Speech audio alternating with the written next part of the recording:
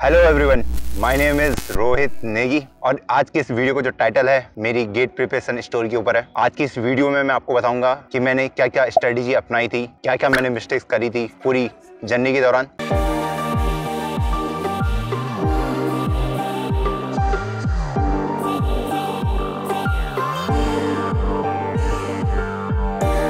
ये बात है 2019 की, जुलाई का मंथ था। उस टाइम पे एक टेस्ट होता था टीसीएस का और वो घर से बैठ के देना होता था, तो उसमें लगभग 6 क्वेश्चन आते थे और 4 घंटे का टाइम होता था। तो वो टेस्ट मैंने जब दिया घर पे बैठ के, अब मैंने अपने दोस्तों की मदद दी, मैं एक भी क्वेश्चन नहीं कर पाया था, लिटरली एक भी क्वेश्चन नहीं। उससे मुझे बहुत बड़ा झटका लगा। मुझे चल गया था पता कि मैं कितने गहरे पानी में हूँ। मेरा 3rd ईयर कंप्लीट हो चुका था, मैं फाइनल ईयर में जाने वाला था। तो मुझे ये तो पता चल गया था मुझे कुछ आता नहीं है कंप्यूटर साइंस से रिलेटेड। और अभी तक ना ही मैंने अपने कोर्स में कोई प्रोजेक्ट बनाया था, ना कोई इंटर्नशिप करी थी, मतलब मिला के मैंने कुछ किया ही नहीं था। सिर्फ मुझे एक लैंग्वेज आती थी C++, उसके सिवाय मुझे अपने पूरे कंप्यूटर साइंस में कुछ नहीं आता था, जबकि मेरा 3rd ईयर कंप्लीट हो चुका था। और ये चीजें आप में से कई लोगों के साथ कॉमन होंगी कि आप कंप्लीट तो कर चुके हैं, इवन आप ग्रेजुएशन कर चुके हैं, लेकिन आपको अपने फील्ड से रिलेटेड उतनी नॉलेज नहीं है। अब वो सेम चीज मेरे साथ भी थी। जो आज की ये वीडियो है ये रेलिवेंट है सबके लिए, चाहे 1st ईयर में हो, 2nd ईयर में हो, 3rd में हो, फाइनल ईयर हो, इवन आप अगर पास आउट हो, ये वीडियो आप सबके लिए। आपको सिर्फ 8 से 9 महीने देने हैं। अब वो आपकी मर्जी हो आप कब देना चाहते हैं, और आपकी लाइफ चेंज हो जाएगी, ये मैं आपको गारंटी देता हूँ। और आज की मेरी स्टोरी के साथ बहुत सारे लोग रिलेट कर पाएंगे। तो जुलाई का महीना खत्म हो चुका था, तो पहला एग्जाम मेरा निकला नहीं टीसीएस का। फिर टीसीएस का एक ऑफलाइन एग्जाम होता है जो सेंटर पे जाके देना होता है, टीसीएस एनक्यूटी करके। मैं वो देने दिल्ली गया था। फिर वहां भी वही हाल हुआ, एक क्वेश्चन आया था वो भी नहीं बना मुझसे, ठीक। और उसमें एप्टीट्यूड वगैरह था, एप्टीट्यूड मेरा सही था पहले से, तो वही क्वेश्चन मैंने किया और जिसकी वजह से मैं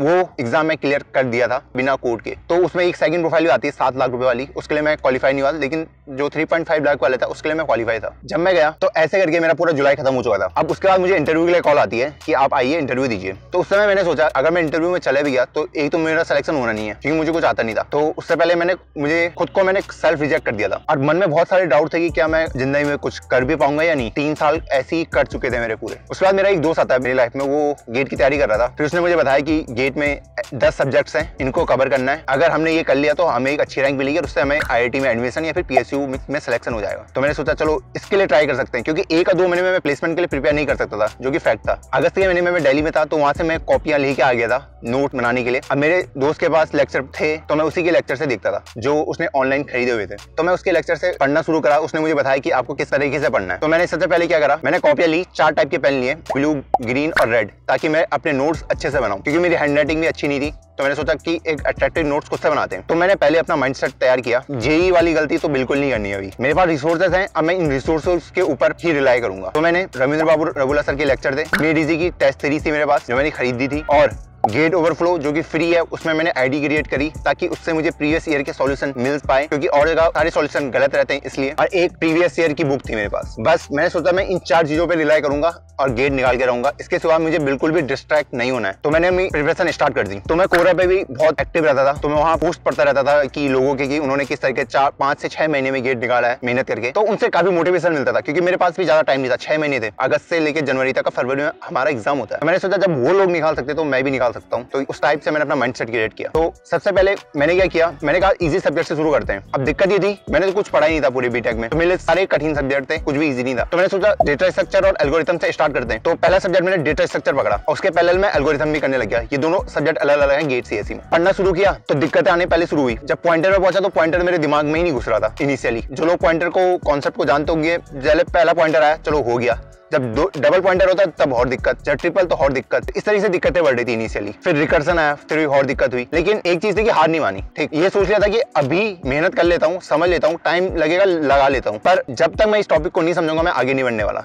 ये मेरी प्रिपरेशन स्ट्रेटेजी थी, यही मैं हमेशा फॉलो करता रहा। ये नहीं कि ये टॉपिक मुझे समझ नहीं आ रहा तो मैं आगे जंप कर जाता हूँ, तो ये गलती मैंने नहीं करी। जब तक वो टॉपिक मुझे बार बार समझ नहीं आ रहा मैं बार बार पढ़े जा रहा था। तो धीरे धीरे चीजें सुधरने शुरू हुई। तो एक बार डेटा स्ट्रक्चर समझ आया तो एल्गोरिथम वाला सब्जेक्ट भी मैंने अच्छे से किया। उसमें हाँ डायनेमिक प्रोग्रामिंग वाले में दिक्कतें हुई मुझे, पर फिर वही बार बार प्रैक्टिस करी तो समझ आ गया। तो मैं ऑनलाइन लेक्चर देखता था, वीडियो एक बार देख ली अच्छे से, अगर समझ नहीं आई फिर दोबारा प्ले करके दोबारा देख लेता था। लेकिन ये नहीं करता था कि अगर समझ नहीं आ रहा तो नेक्स्ट वीडियो में जंप कर दो, ये नहीं करता था मैं, वरना मुझे आगे वाली वीडियोस में भी दिक्कत होंगी। तो एक बार मैं वीडियो देख लेता, उसके बाद मैं सेकंड प्ले में नोट्स बनाता था खुद से। किसी भी टॉपर या किसी भी आदमी के आप नोट्स कॉपी मत करो, खुद के नोट्स लिखो ताकि आपको समझ रहे कि आपने लिखा गया है। क्योंकि जिस आदमी ने अपने नोट्स लिखे उसने अपने हिसाब से लिखे हुए नोट्स, इसलिए आप खुद से लिखें।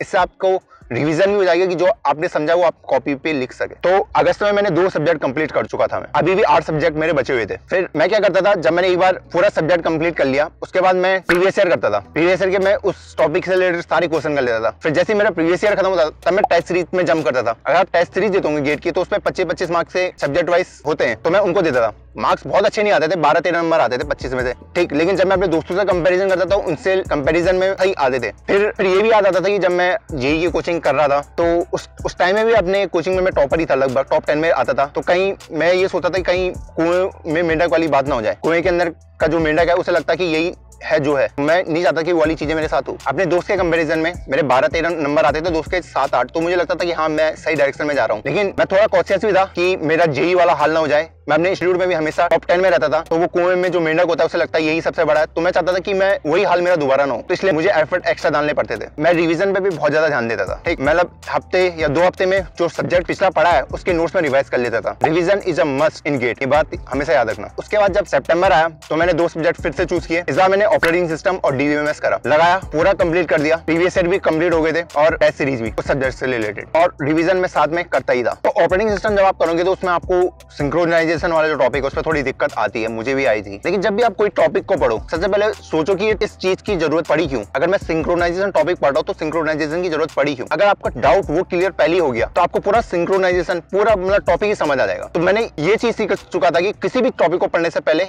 ये सोच लो कि इस टॉपिक की जरूरत है क्यों, उससे आपके आधे डाउट क्लियर हो जाते हैं। फिर इस वाले सिंक्रोनाइजेशन में क्या दिक्कत थी कि मैं दूसरे में गया, फिर उसमें क्या ऑप्टिमाइजेशन की जरूरत थी तब मैं तीसरे में गया। इस तरीके से अगर आप सीखोगे तो आपको समझ भी आएगा, कॉन्सेप्ट की आपको नॉलेज भी अच्छी होगी। मैं डेली 4 से 6 घंटे पढ़ता था डेली, ये मेरा डेली का रूटीन था। मिनिमम 4 आवर, चाहे किसी का बर्थडे हो कुछ भी हो, मुझे 4 घंटे पढ़ना ही पढ़ना था। तो मैं यही स्ट्रेटजी पूरी जर्नी में लगाई। कभी कभी 7-8 घंटे भी पहुंच जाता था, लेकिन एवरेज अगर मैं लिखाऊं तो 5 से 6 घंटा मेरा डेली का रूटीन रहता था। उसके बाद जब सितंबर कंप्लीट हो गया तब अक्टूबर आया। अक्टूबर में मैंने कंप्यूटर नेटवर्क और टीओसी किया। कंप्यूटर नेटवर्क थोड़ा बड़ा है, टीओसी भी है। टीओसी जो आपके बीटेक में आपको पढ़ाया गया बहुत ही कॉम्प्लेक्स तरीके से पढ़ाया गया होगा। मुझे भी लगता था कि ये सब्जेक्ट बहुत ही बेकार है, बहुत ही टफ है, लेकिन जब आप उसे अच्छे से पढ़ोगे, मैं बोलूंगा पूरा सब्जेक्ट लॉजिकल है। वैसे ही कंप्यूटर नेटवर्क थोड़ा बड़ा है, उसमें याद करने वाली चीजें थोड़ी है ज्यादा, लेकिन कॉन्सेप्ट अगर समझ गए तो हो जाएगा। अक्टूबर में क्या हुआ, अक्टूबर में दिवाली थी तो दोस्तों ने बोला घर आ जाओ, घूमेंगे फिरेंगे। पर मैं जानता था कि अगर मैं घर गया तो पूरी प्रिपरेशन की जो मेरी कंसिस्टेंसी है वो टूट जाएगी, तो मैंने मना कर दिया दोस्तों को। अरे मुझे अभी भी एक बात याद है, दोस्तों ने मुझे कहा कि यार आओ घर आते हैं और पटाखे वगैरह फोड़ते हैं। मैंने कहा अगर इस साल पटाखे फोड़ दिए तो अगले साल मुझे खुद पटाखे की दुकान खोलनी पड़ेगी। ये और वो मेरा दोस्त हंसने लग गया इस बात पे, तो मैं गया नहीं था। तो हॉस्टल में भी 3-4 भी बंदे रुके थे, सब घर जा चुके थे। हाँ अकेलापन लगता था हॉस्टल में, थोड़ा घर की याद भी आती थी जब फेस्टिवल का टाइम आता है, लेकिन मैं नहीं गया क्योंकि मैंने सोच रखा था कि जब तक गेट नहीं निकालूंगा तब तक घर जाके फायदा क्या है। उसके बाद नवंबर आ चुका था तो मैंने 3 सब्जेक्ट उसमें कवर किए। 2 छोटे-छोटे सब्जेक्ट थे, कंपाइलर डिजाइन और डिजिटल लॉजिक, और मैथमेटिक्स भी मैंने नवंबर में कंप्लीट कर लिया। और सीएस में मैथमेटिक्स में डिस्क्रीट मैथमेटिक्स भी एडेड है। और यहाँ पे मैंने सबसे बड़ी मिस्टेक करी,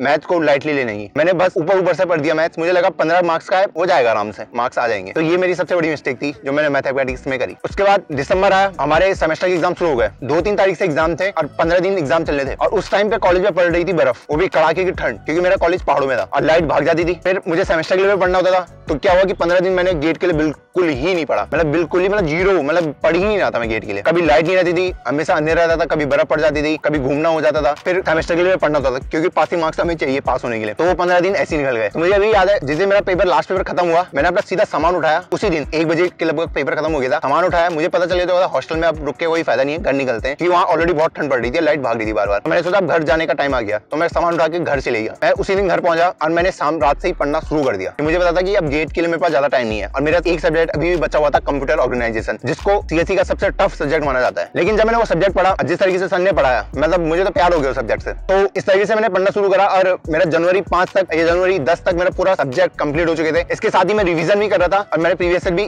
2 बार कंप्लीट हो चुकी थी अभी तक, क्योंकि मैं प्रीवियस ईयर करना लगा रहता था। अब क्या हुआ, जब आप किसी एग्जाम के लिए प्रिपेयर करते तो डिमोटिवेशन बहुत आता है और जनवरी में मैं बहुत ज्यादा डिमोटिवेट था। मुझे लगा कि इस साल तो नहीं होना, क्योंकि मेरे मार्क्स कभी 100 में से 61, कभी 54, कभी 45, मतलब 50 से 60 वाले रेंज में रहते थे मैक्सिमम मेरी की टेस्ट सीरीज में। और रैंक भी 100 से 200 के बीच, ऐसे मैक्सिमम 250-300 तक जाती थी। तो रैंक देख के तो लगता था कि हो जाएगा, लेकिन जब मार्क्स उस लेवल के नहीं आते तो अच्छा नहीं लगता था। एक चीज और बताना चाहूंगा, टेस्ट सीरीज के मार्क्स से कभी अपने को जज मत करना। टेस्ट सीरीज सिर्फ इसलिए दो कि आपको सीखना है, इसलिए नहीं कि आपको मार्क्स ऊपर करना है प्रायोरिटी, पर ये नहीं कि आप मार्क्स पे ध्यान दे रहे हैं। लर्निंग पे ज्यादा ध्यान रहेगा आपकी टेस्ट सीरीज में, तभी कुछ होगा। तो इस तरीके से मैंने अपनी पूरी प्रिपरेशन करता रहा। लास्ट के एक हफ्ता बचा था, तो उससे पहले मैंने 2 एग्जाम दिए थे। मेरी रिजी गई, उसमें मेरे मार्क्स बहुत अच्छे आए थे। तो एक में 69, एक में 64 समथिंग मार्क्स आए थे। तो लास्ट 2 टेस्ट में मेरी प्रिपरेशन काफी सीट पे आ चुकी थी। उसके बाद मैंने टेस्ट लास्ट एक में कोई भी टेस्ट नहीं दिया। उसके बाद मैंने सिर्फ रिवीजन किया, जो भी नोट्स थे सारे रिवाइज करता गया। एग्जाम देने गया, क्योंकि मेरा एग्जाम सेंटर थोड़ा दूर है घर से। एग्जाम देने गया, एग्जाम देने बैठा, 3 घंटे का एग्जाम था, ऑनलाइन ही था पूरा। मैं बाहर आया, मुझे लग गया था मेरा नहीं होने वाला लिटरली, क्योंकि मेरा सबसे स्ट्रॉन्ग सब्जेक्ट में कहूं तो कंप्यूटर नेटवर्क था, और उसी के क्वेश्चन मुझसे उस दिन बने नहीं थे। ये होता है। तो जब कोई भी आपका अगर स्ट्रॉन्ग सब्जेक्ट है, उसको ईगो पे न ले। मैंने लिया था, मुझे लगा क्यों नहीं हो रहा, मैं बनाऊंगा, पर मुझसे बनाया नहीं उस दिन क्वेश्चन। तो मुझे लगे कि अब कुछ नहीं होने वाला। तो उसके बाद मैं घर आया, मैंने मम्मी पापा को बोल दिया था कि मैं ड्रॉप लूंगा गेट के लिए, क्योंकि इस बार मुझे लग रहा है कि मेरी 1500-2000 तक रैंक आएगी। मैंने जबकि आंसर शीट चेक भी नहीं करी थी, मुझे लग रहा था बस। तो मम्मी पापा मान गए थे कि ड्रॉप के लिए। मैंने लिटरली ये सच बोल रहा हूँ मैं। लेकिन उसके बाद जब आंसर शीट आई और मैंने मैच किया तो मेरे अच्छे मार्क्स आ रहे थे, रैंक भी अच्छी आ रही थी। फिर जिस दिन फाइनल रिजल्ट आया तो मेरी ऑल इंडिया रैंक 202 आई। उसके बाद मेरी लाइफ पूरी चेंज हो गई है। तो आपको